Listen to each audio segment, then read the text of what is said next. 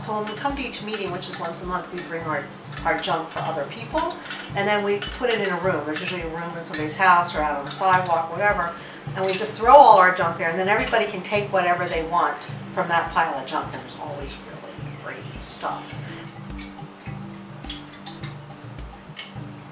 I'm Betsy Alexander. I'm Burnell's wife. He's my husband. I do some found object assemblage. I also do some painting. I'm primarily a musician.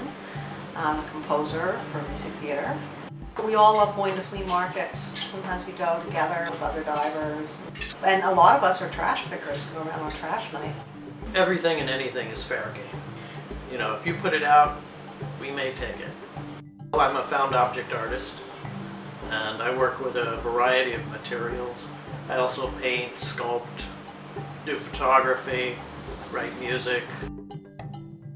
I never know what's going to happen. I just like to play with the objects, and I'll have a bunch of them out and start moving them around and placing them next to each other, seeing what sort of relationship develops, and then add to them and build and paint and nail and screw and do all this stuff until, you know, it gets to that point where you go, okay, that's cool.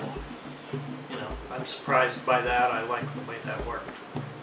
All of us in the group are very concerned about this idea of taking trash and sticking it in landfills. And, you know, nobody wants it in their backyard, but it's all of our backyard. The planet is our backyard. As artists, I mean, what's really great for us is like it's free materials. I always say if you're a trash artist, the universe is abundant.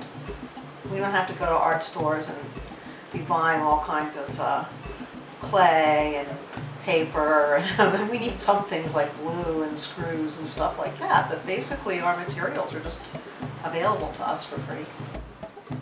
There are like a number of artists that I think that we would fight over doll parts. There's some people that really enjoy working with rust and rusted items. They just like the look of the rust. I think it's interesting to people, non-artists, because it's very curious and very new, and they look at an object like that dog by Leo Sewell, and they go, oh, I know what that is, or I had one of those when I was a kid. They recognize the trash that's being used, and it makes them think differently about where it comes from and where it's going to end up.